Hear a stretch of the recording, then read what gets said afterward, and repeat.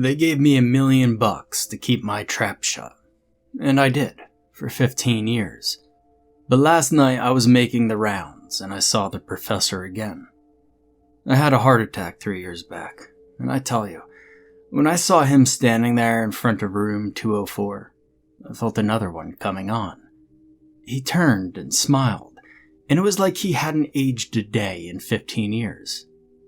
"Hey there, Chief," he said. That was it. I dropped my clipboard on the ground and hightailed it out of there, never looking back. Now, what I'm about to tell you is liable to make me sound crazier than a three-horned goat, but I promise you, there's crazier things out there. The cops don't believe me. The official story is that the professor and those students died 15 years ago. Room 204 just up and exploded, they said. Damn this thing. And there's some truth there. That room did explode, but it wasn't an accident. We know exactly what we were doing. Or, well, we thought we did. They call me an assistant supervisor of maintenance, but really, I'm a janitor and always have been. You might wonder why I'm still at it after getting that $1,000,000, but that dough is for Junior, so he doesn't have to go through the same shit that I did. The night this happened, I was assigned to the Astrophysics Center, a bit northwest of the main Harvard campus. Until that night, this was always my favorite beat. I mean, God help if you wound up at one of the biology labs.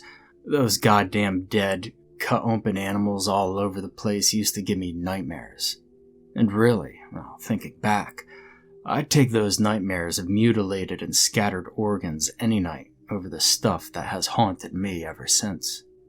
Anyway, I was there mopping the hallway on the second floor of the lab building when the door to room 204 opened up, and this guy popped his head out. "Hey, you." I looked around to make sure that he was talking to me. Yes. "Can I help you, sir?" I thought he was going to bitch about the room being a mess or something. "How would you like to make $1,000 there, Chief? An hour's work at most. Easy money. Does that sound good to you?" Well, it sure did. Things were tight at home, as they always were. 1,000 would knock off some of those long overdue bills. But I was also on a tight schedule. They didn't give you much breathing room. Don't want you standing around thinking about it all, I guess. "Well, that sounds great, sir," I said. "But I gotta stick to my beat." The man laughed. "We're about to make history, Chief," he said. "And you're worried about emptying the bathroom trash? Come on, don't sweat it. You won't get in any trouble. I promise. I'm a professor here. I'll vouch for you." And the guy did look like a professor, with carefully combed gray hair and big old glasses on his face. I shrugged, leaned my mop against the wall, and said, "Sure, what do I have to do?" "Oh, that's fantastic. Come on in, Chief. Come on in." I followed him into the room. One look, and I should have just turned around right then and there and told him to keep his damn money. But I didn't. As soon as I stepped in, I felt the little hairs all over my body stand up. I don't mean that I was scared. I mean like that there was an electrical charge in that room, and I had a guess about where it was coming from. There, in the center of a room, on a round table, was a large glass globe, crackling with electricity. Like what you see if you go into some kid's science museum. Like they somehow created a lightning storm in a glass ball. This one was sort of vibrating around on its stand and buzzing.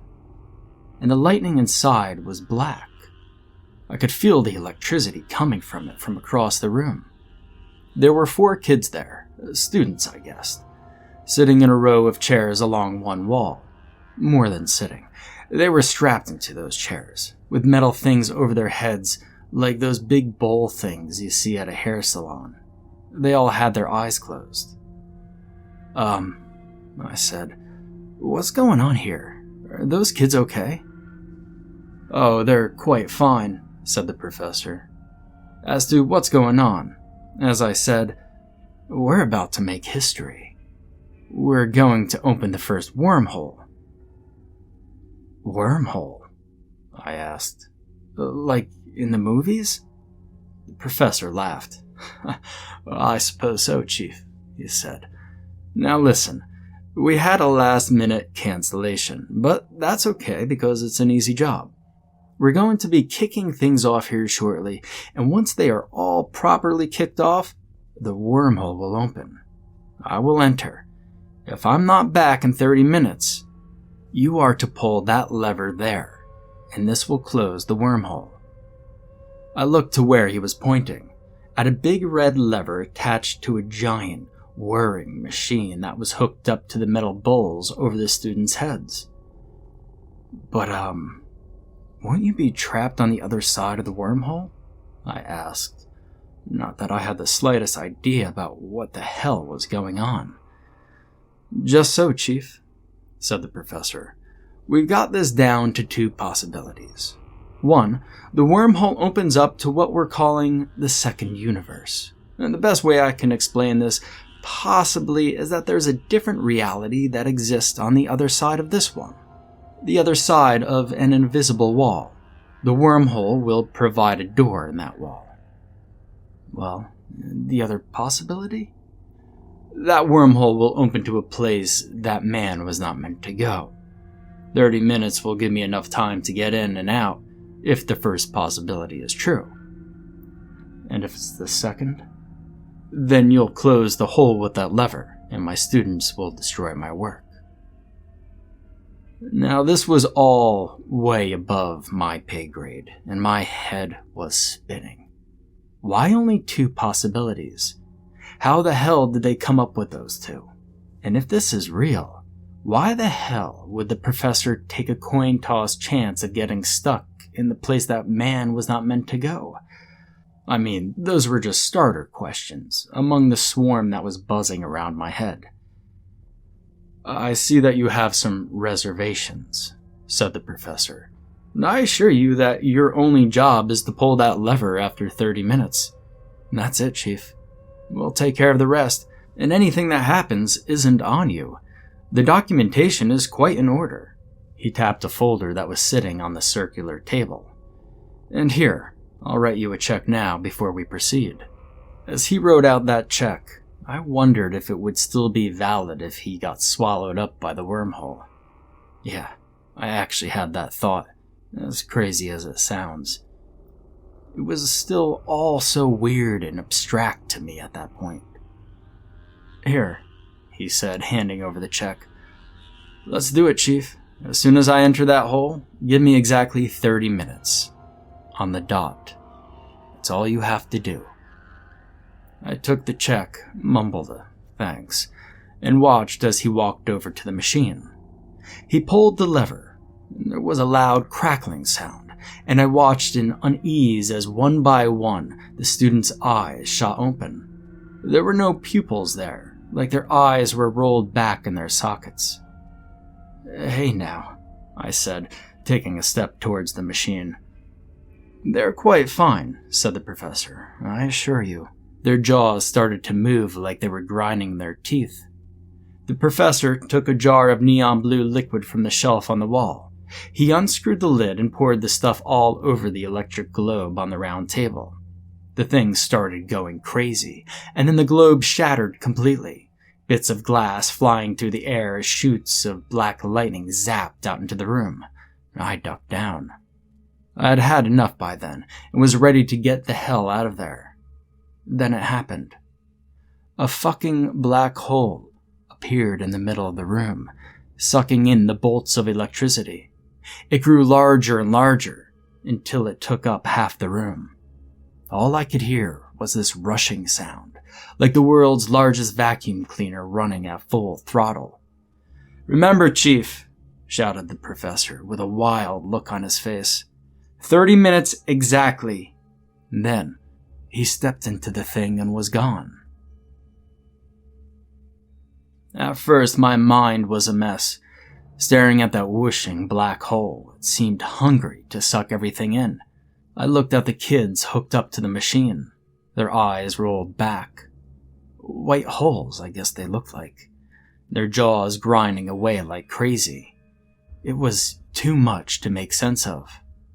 I looked down at my watch. 15 minutes and 31 seconds had gone by since the professor got swallowed up by the wormhole. My heart was pounding, and I kept pacing back and forth, trying to figure out what the hell was going on. Then, I started to zero in on it. I was getting pranked. Not a prank like we used to do as kids, setting dog shit on somebody's front steps and all that idiocy. I mean a prank like the sophisticated college folk do, where they tell you something's going on, but the whole point is to just observe your reaction. Psychological experiment. Probably cameras in here watching me right now. See what I do. 12 minutes to go. I saw a trickle of blood come down from one of the kids' nose. I leaned down to look at him closely, and he was shaking a little bit all over. If I throw that lever, this will all probably stop. Maybe that was the test. I had to decide between trapping the professor in the black hole and saving the kids hooked up to the machines. None of it was real, of course, but they didn't know that I knew that. But then, screaming in the back of my mind was that voice. What if it is real? 10 minutes to go. The professor had promised me that the kids were all right.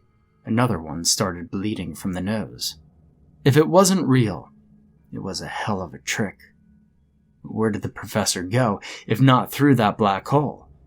I thought about touching it, but whenever I got close, I was filled with total terror. It sure seemed real, like it really took you someplace far, far away from here. I walked over to the table and picked up the folder that was there. And just like the professor had said, the first page was instructions to shut down the machine and destroy it if he didn't return within 30 minutes. I flipped that page over, and the next one had a photograph of one of the students. I read what it said. It was a consent form. I, Jackson Stewart, acknowledge the possibility of my imminent death if I participate in this experiment. I am prepared to give my life to science. I flipped that page, and there were 3 more just like it. Now, I'm no lawyer, but there was no way in hell that this experiment was legal, if it was real, even with those consent forms. So, it probably wasn't real. And if it was, well, then the professor lied to me. He had said that the kids were fine. This folder was telling me something else. 2 minutes to go. I took a deep breath and paced the room, watching each second tick by. My mind was telling me that none of it was real, but my gut was screaming in horror. I just looked at my watch. It should be over soon enough, one way or the other. 30 seconds. I walk over to the machine and put my hand on the lever. God damn it, why is he cutting it so close? I watched the seconds tick by, and I didn't know if I could do it. I didn't know if I could risk trapping the professor wherever the hell he had gone off to. 5 seconds. My hand was shaking.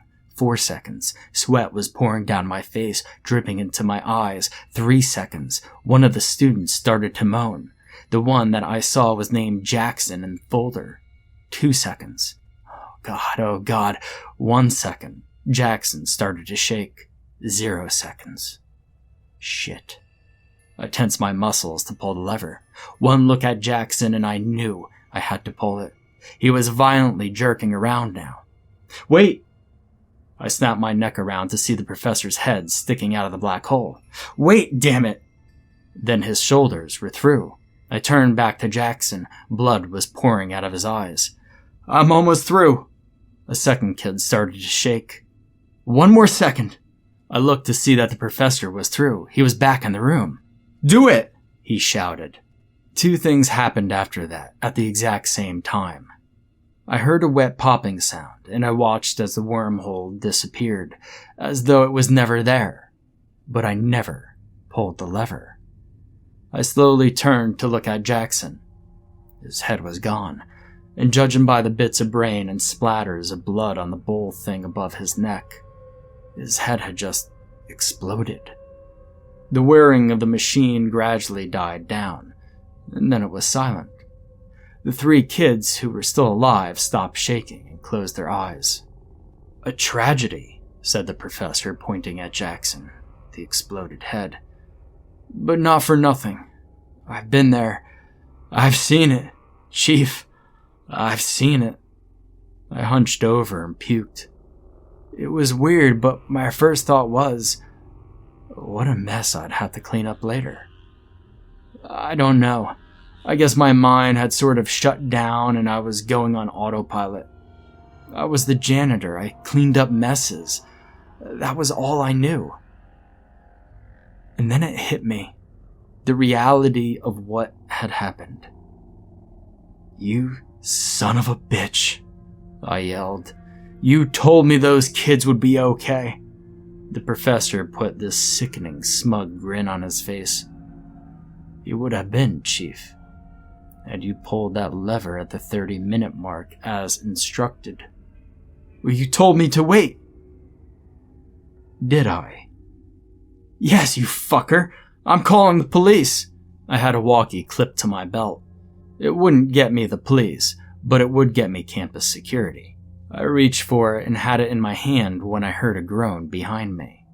I turned to see that it was one of the kids. They were waking up. I went over to unstrap them from the chairs. The first kid's eyes blinked open. And when she saw the professor, she started screaming. "It's okay," I said. "Shh, it's okay, it's all over." She kept screaming. Then the second kid woke up, and he looked right at me with wide, terrified eyes. "Get us out of here," he shouted at me. "I'm working on it, kid," I said, fumbling at the straps. They were on tight. The third kid woke up. "It's here," she said. "It made it through." "Everything's okay now," I said. "Your friend didn't make it, I'm afraid, but it's over.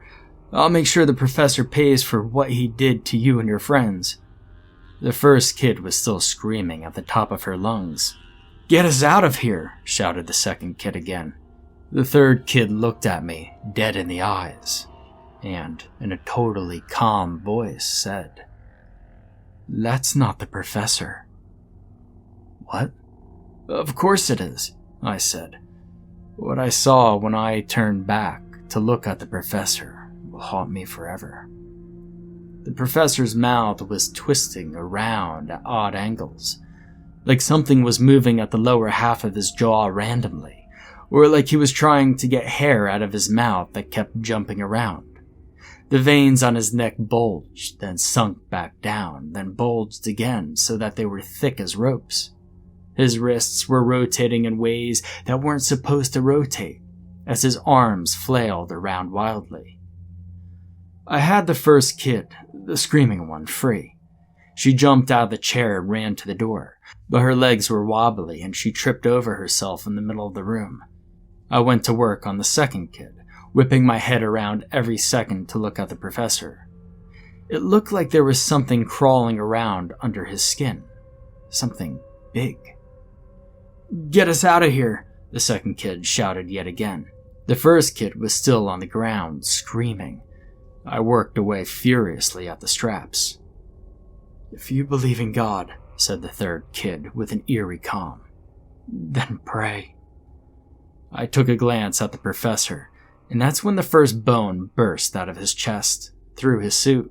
I call it a bone, but it was pure black and dripping with green slime. "As for me," said the third kid, "I do not believe that there is a God. Not after what I had just seen." The second kid was free and made a run for it, and I scooted over to the third kid, but watched as the professor reached out an arm and grabbed the second kid by the top of his head. The professor gave one quick twist and let go, and I heard a terrible snap, and the kid slumped to the ground, dead. 3 more black bones came out of the professor's chest, dripping. He laughed and bent down to the first kid, who was still screaming, as bones began to poke out of his back. like a fucking stegosaurus from hell. "What is that thing?" I asked as I fumbled at the straps of the last kid. "It does not belong here," said the kid. "No shit," I said, getting one strap free. "But what is it?" "Comes from a terrible place. A place where there's nothing save pain. Endless pain. Incomprehensible to our minds."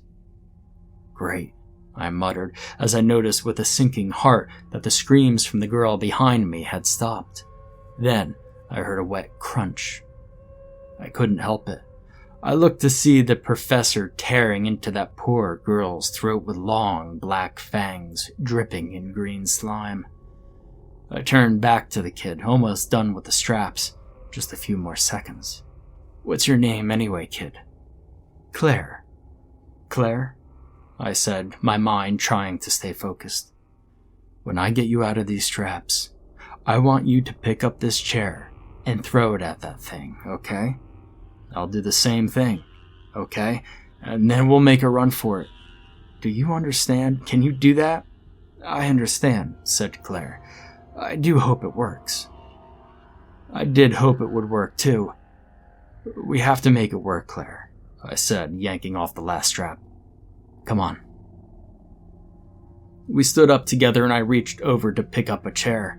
I hurled it at the professor with all my strength, and it shattered against his boned back. I heard a terrible shriek then, and watched as Claire's chair followed behind.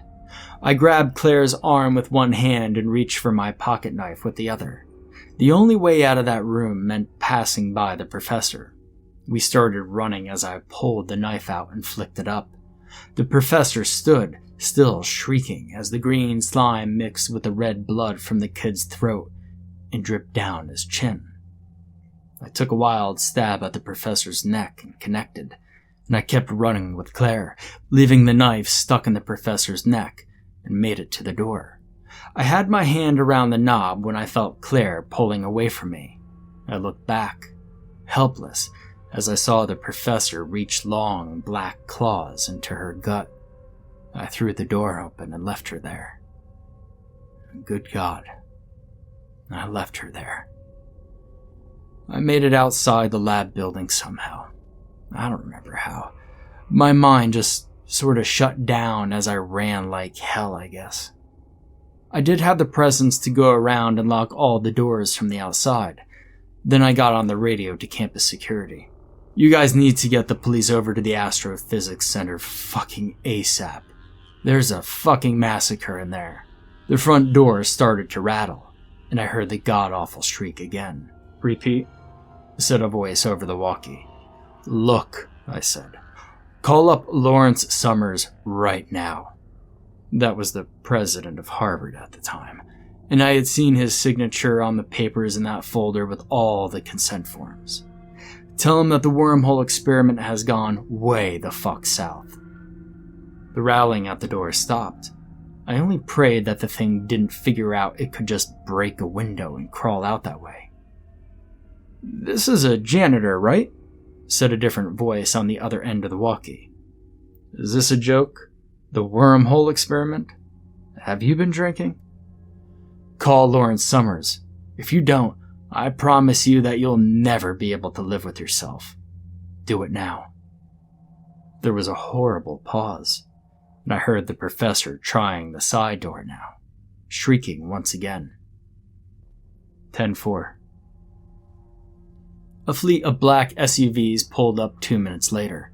A team of heavily armed men jumped out and ran past me, breaking through the windows and jumping inside.